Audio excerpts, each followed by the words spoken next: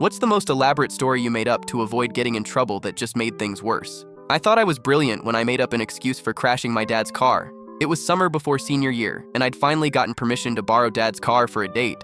Just dinner and a movie with this girl I'd been crushing on for months. Everything was great until I backed into a concrete post at the movie theater.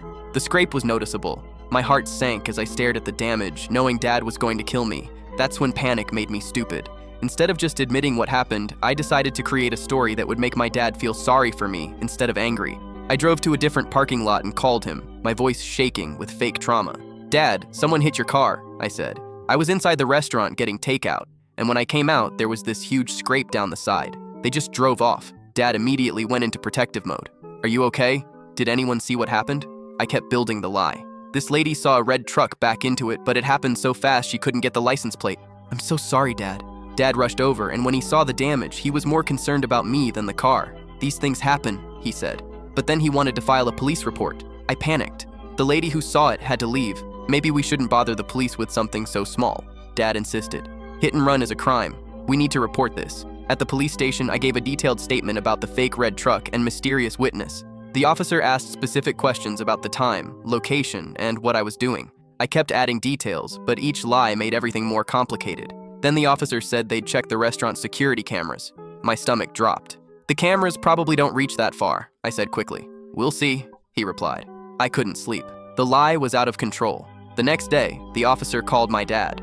The security footage clearly showed me backing into the post.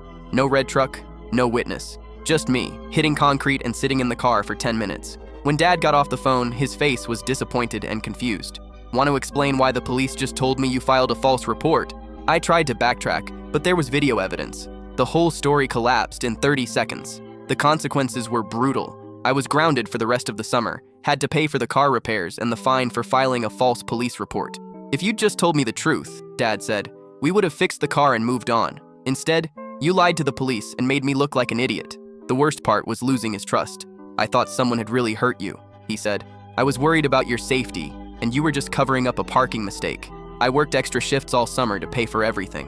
My friends went to the beach while I was stuck at home. The girl from the date never talked to me again. When senior year started, Dad and I talked about trust. "Everyone makes mistakes," he said, "but lying about them just makes everything worse." He was right. A simple fender bender had turned into a police matter, damaged relationships, and a miserable summer, all because I was too scared to admit I'd messed up.